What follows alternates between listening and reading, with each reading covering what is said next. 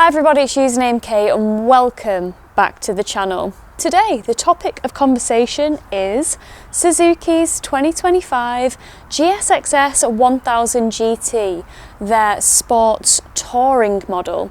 Now I am no stranger to this model. I've put loads of miles on one of these and I feel like I can really share with you guys my pros and my cons and my general feelings about the bike.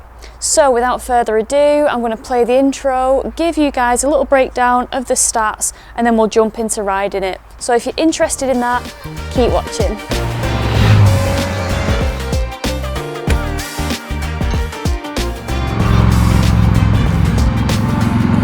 Right everybody, as mentioned, here is Suzuki's GSXS1000 GT. For 2025, the price starts from £12,899. Then if you want the plus version, which comes with all the panniers, that starts from £13,999. For the colours this year, there are 5 options. We have metallic Triton blue, glass sparkle black, candy daring red, which are all colours that you're familiar with, except with a few tweaks for this year, such as subframe and wheel colours. And then the new colours are pearl vigor blue and metallic aut grey. If we take a look at the engine, we have a silky smooth 999cc inline 4. It produces 150 brake horsepower as well as 106 newton meters of torque. Moving on to the suspension, up top we have 43mm fully adjustable upside down KYB forks. Then if we glance over to the rear, we have a link type rear suspension unit, adjustable for preload and rebound. If we look at the brakes, up top we have got some radially mounted Brembo monoblock calipers on 2 310mm discs. Some features of this bike: we have a 6.5-inch colour TFT with MySpin app connectivity, we have cruise control, a bidirectional quick shifter, we have 3 different modes, A, B and C, as well as 5 different levels of traction control, as well as being able to completely switch it off. The bike has LED lights all round and a Suzuki quick start button. The bike doesn't come with heated grips. They are a £300 option if there's something that you want to consider, but I actually do have them fitted on this bike and they have been a bit of a godsend. The bike has a seat height of 810mm, it has a weight of 225 kilograms and a tank capacity of 19 litres. Right, without further ado, let's go! Oh, what an absolutely beautiful day to have 150 horsepower between your legs. Oh yes, the sun is out, the daffodils are too, and life is good. So you guys will have heard a little bit about the stats and specs of this bike, as I usually deliver in typical format, but now it's time to tell you guys what the riding experience is like. And I am absolutely no stranger to this bike. I've put a lot of miles on these bikes, and so has Mike, my partner. Oh, it's good to see all the pubs full, because I've done some pretty big old trips on the GSXS1000 GT. Now, although it's not a massively new model, we do have, new colour options for this year, as you would have probably seen in the B-roll. Oh, the power is obscene. I love it so much. It's amazing. It really is. It's just such a fun and fast and fruity bike to ride. That engine, the K5 derived engine, I know there's a few people that complain like Suzuki aren't innovating. Oh, it's a beautiful engine. It's almost like if it's not broke, don't fix it kind of thing. Oh man. So what is this bike? Well, it is a sports tourer, of course, but it is definitely on the sporty end of the spectrum, given this engine and it's kind of sporty-ish ergonomics. It's, you know, the bike's more weighted. Oh gosh, you see that? Something just hit my visor and exploded. Yeah, the weight on this is more geared towards it having a bit more weight at the front, so you've got that kind of sporty, good front end feel appeal. And honestly, the way this thing handles, oh, it's a pleasure to ride. It's absolutely joyful. So with it being a sports tourer, of course, you've got the crazy element of that engine, which is wild. You know, and I've heard some people say, oh, the engine's crap, it'll only do like 130 mile an hour top speed. It was tested by MCN. And I'm pretty sure that might be applied to the GX, not the GT, purely because that thing is a long-legged Shire horse of a thing. So I can imagine it's not rated to go any faster because of stability issues.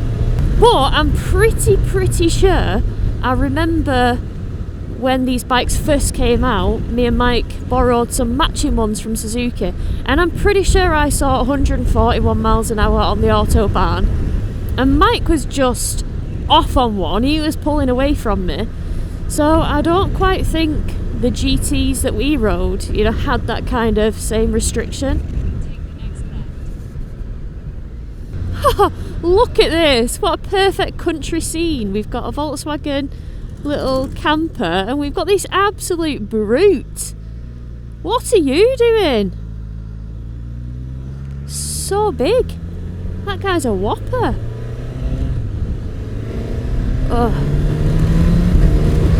The acceleration on this thing is so instant, but it's also so smooth because it's an inline 4 and, you know, it's inline 4s are just great engines. I do like my other engine configurations like V-twins and V4s and, you know, just even parallel twins. I really enjoy them because of like the sound and the, you know, just how they feel, especially with the V-twins for that low-end grunt, same with the parallel twins.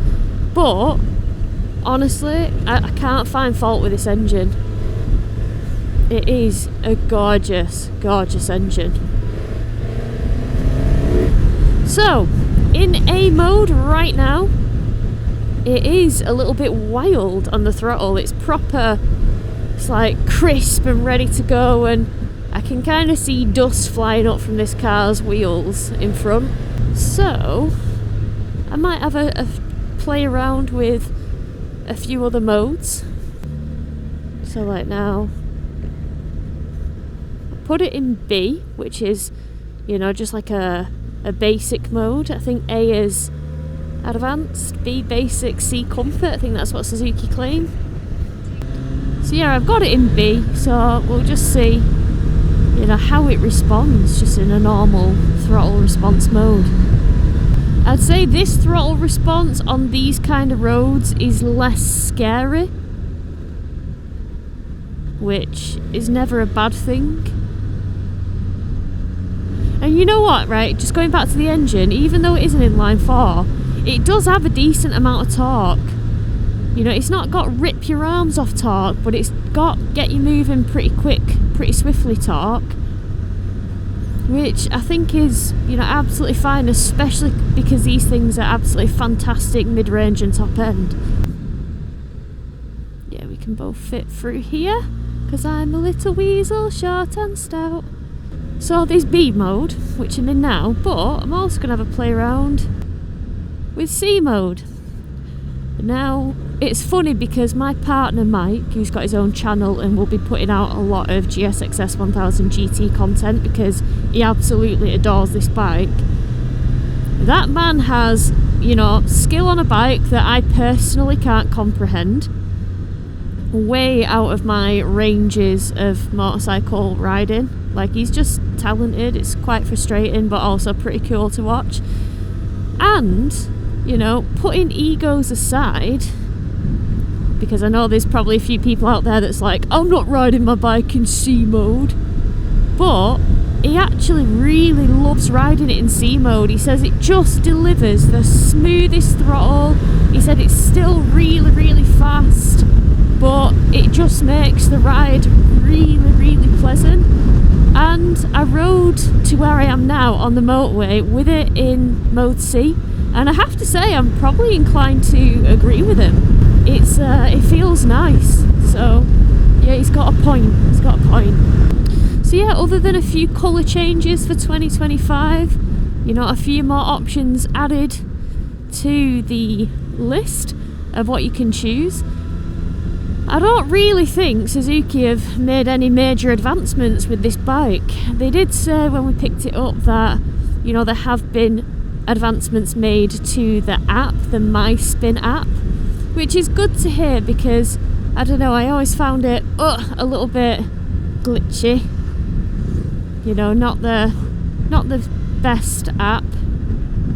With traction control, you can also change it on the move. I really like how you can change everything kind of on the fly with this. It's so good. So look, we've got the mode in C. We press OK because we're happy with that. It takes us to traction control. We can change it on the go to off whilst we're moving. 1, 2, 3, 4, 5, and 5 is the maximum, but we'll just put it in 4 because, you know, we're not doing any wheelies or heroics today. We're just having a vibe, having a chill, having a bimble. So one of the things that's really, really nice about this bike is it's got a seat height of 810mm. Well, when you compare that with the Kawasaki Ninja 1100 SX, that's got a seat height of, I want to say, around 835mm. And although, you know, perfectly manageable for my little stumpy legs, just having that low seat height of 810mm is just nice, isn't it? It's just confidence inspiring.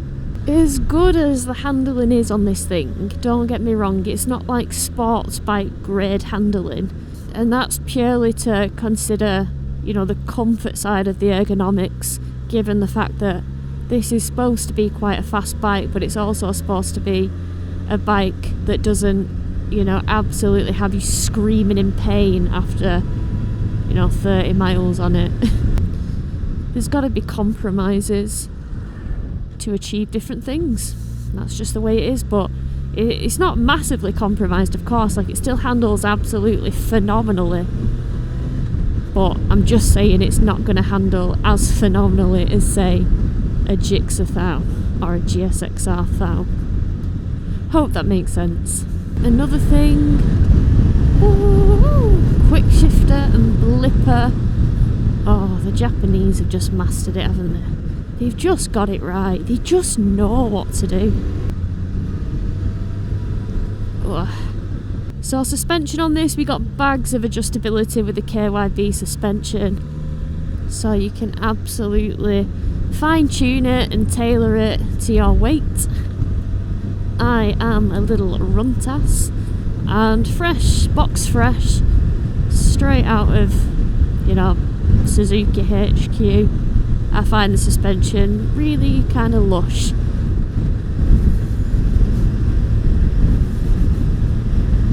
Like, it's not jarring at all, but it's also firm enough to, you know, kind of bounce over the bumps with minimal discomfort, whilst not being wallowy, because nobody likes wallowy suspension where you feel really unstable because you're just getting, you know, bounced around left, right and centre. Oh, I love this rod. Yeah, so even with C mode, this thing accelerates really fast. Like, it gets there and it gets to silly speeds, but it does do it in kind of like a less aggressive, kind of more chill manner. Yeah, these roads can get a bit feral with 150 horsepower. They're very tight, nadgery, but they're also very bumpy.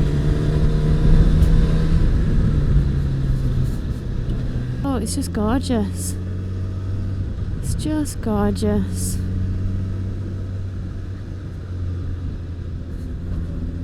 I do love it down here.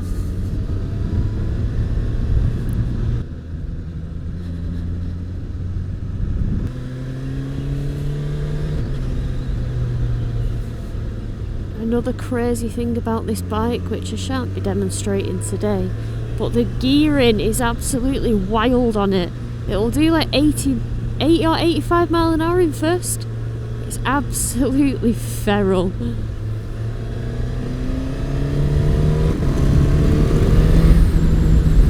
Yeah, proper narrow nudgery lanes up here, but absolutely gorgeous.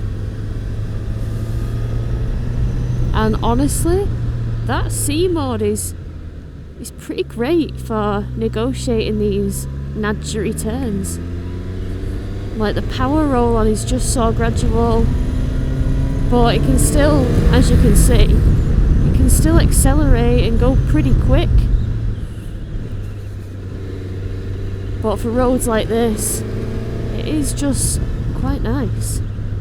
Keeping everything nice and under control. We're in 4th gear as well, so it's not like we're low down and highly strung. But honestly, I don't think these are kind of roads to go particularly bonkers on anywhere, because there's a lot of stuff that you can't see, and when you can't see things, it's quite unnerving. So you gotta ride within your visibility and what you can see. Oh, but it's just a gorgeous bike. Honestly, it turns so nice. The power is ample. The brakes. So we've got Brembos on the front, but I tell you what, I feel like the initial bite is pretty soft. Like it's almost like a bit of a slow pull, if that makes sense. I feel like the initial bite is, you know, a bit soft until you get quite close to the bar.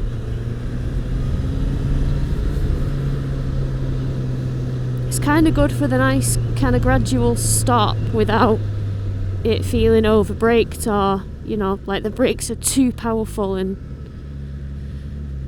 just make the bike act in ways that you don't want it to act. Oh, what a beautiful place. I'm pretty sure we're on the Sykes Road to Marshaw, I want to say. It might be Skies or it might be Sykes. I can never remember. I always get the letters mixed up.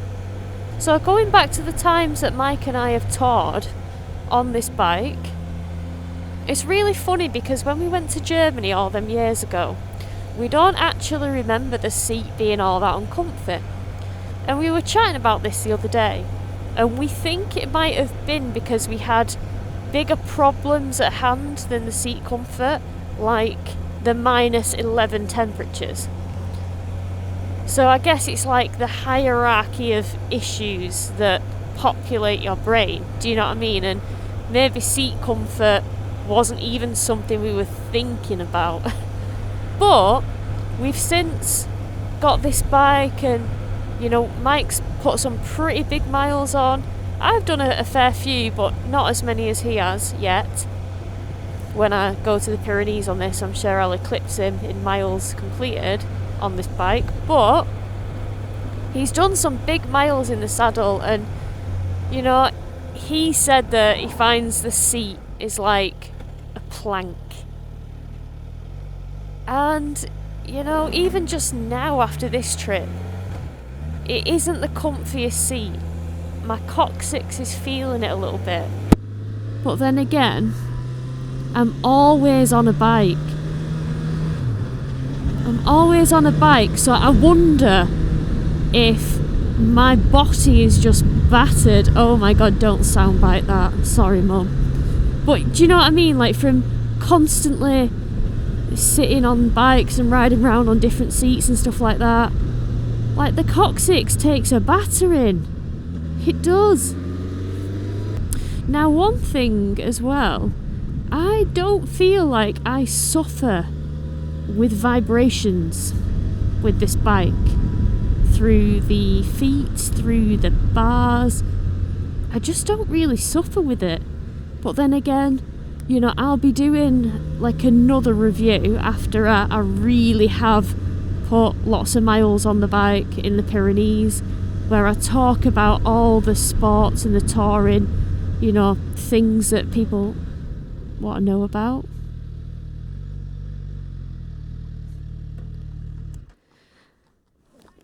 Oh, they're beautiful. Huh? I know, it's gorgeous. I know, it was so violent. So bad. Well, have a good day. So, looking as far as the eye can see, it's looking pretty clear.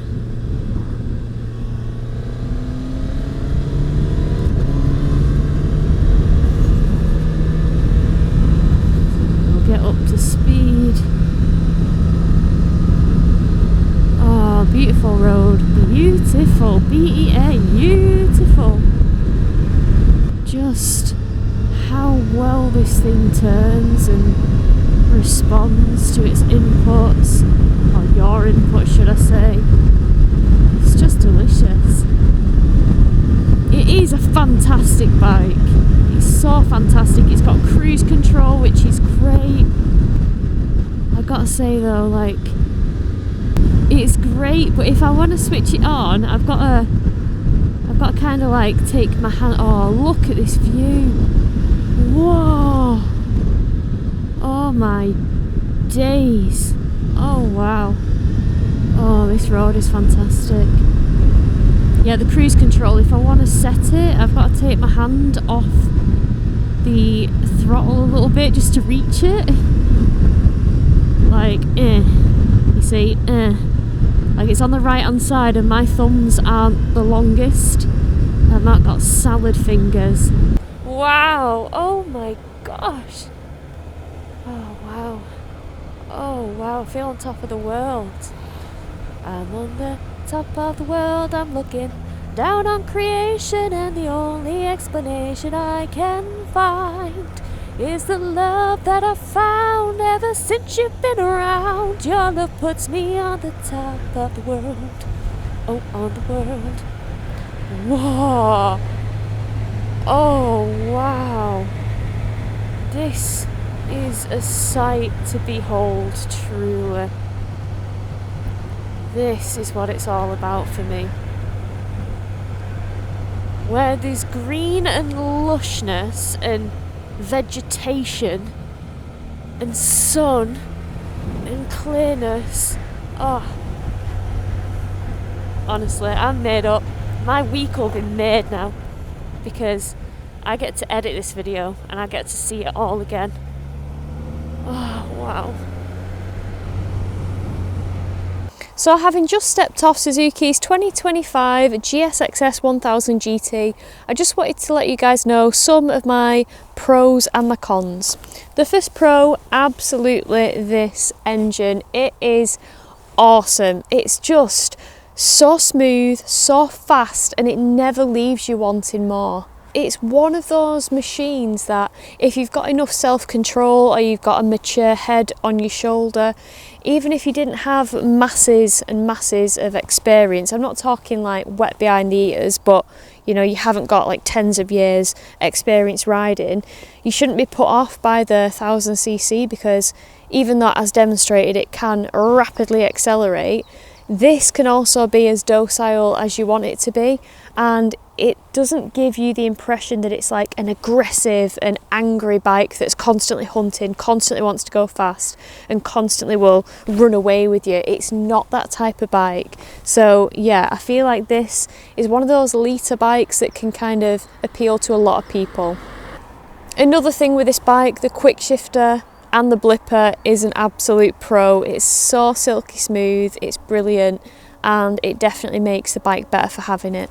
So another thing that I love is that dash. It's just so lovely to look at. The dash looks nice when it's in day mode, it looks even nicer when it's in night mode. You can switch it to have your preference on constantly. Everything is so easy to see, like your mode, your traction control levels, and all the information's there at the bottom. The speedo's nice and big, the rev counter is beautiful and just goes round like an analogue, but it's not, obviously it's TFT, just in the shape of, you know, the standard analogue format of the rev counter. And yeah, it's just really, really appealing to look at. I also really like the fact that you can do a lot on the fly. You can change the modes on the fly, you can change the TC on the fly, you can switch it off on the fly. Like, what the heck? Like with the switchgear, I love the fact that everything is so easy to use. The cruise control's easy to use. Well, it'd be handy if that was on the left hand side to activate it, but the going up and down the speeds on the left hand side of the switchgear is just really, really easy.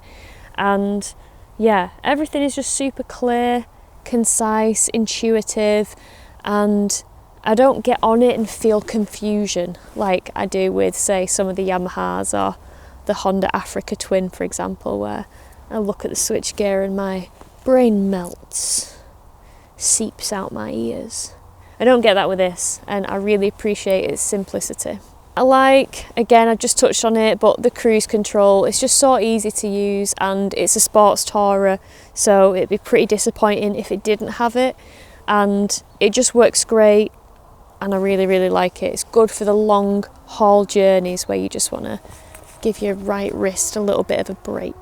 A very deeply personal pro for me, and it won't apply to everyone, especially the taller riders out there, but I do love how low it is.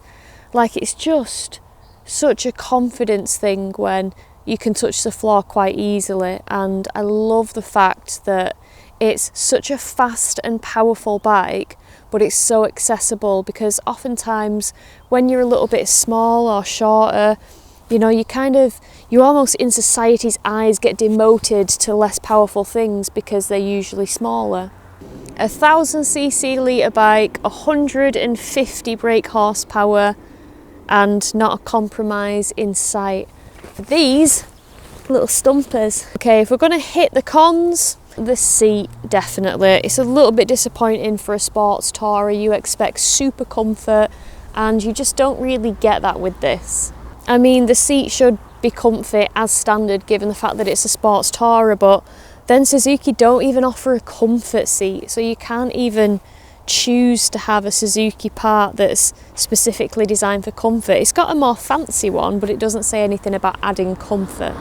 Now, that wouldn't totally put me off getting this bike, because you can get like a seat maker to put some gel inserts and gel padding in this to hopefully make it a little bit easier on the sensitive old body.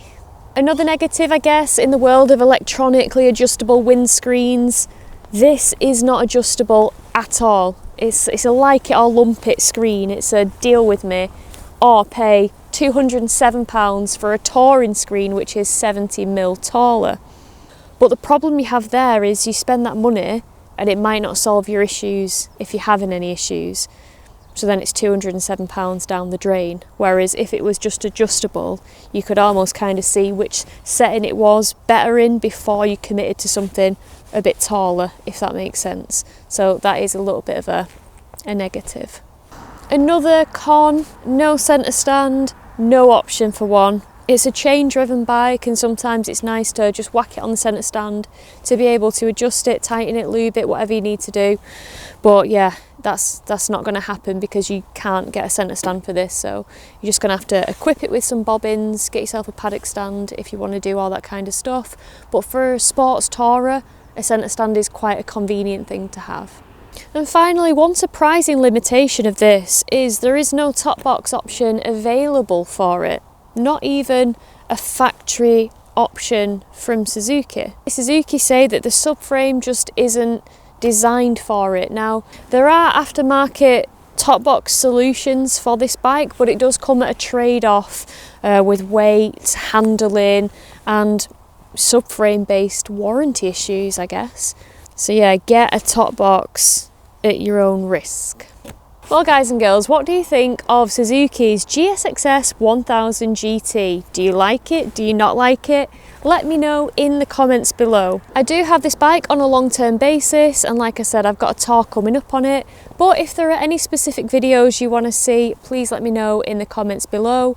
I'm really enjoying my time with it, and I do think it is one of those bikes that can do a lot of things very, very well and could be the perfect one bike in the garage if you are restricted in space, money, finances, time, whatever, to, you know, just having one bike.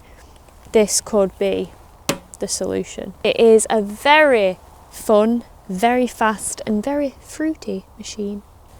Well guys and girls, I hope you've enjoyed this video. I've enjoyed putting it together for you. It's always fun to get out on the GSXS1000 GT. And until the next time guys, take care, ride safe, and I'll see you then. Bye. The thing that I love, a big pro for me, is that dash. That dash is beautiful to look at. Ooh.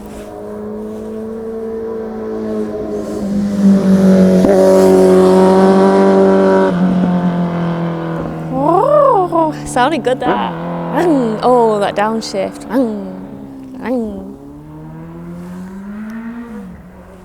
Love it. They do sound mint motorcycles, don't they? So good.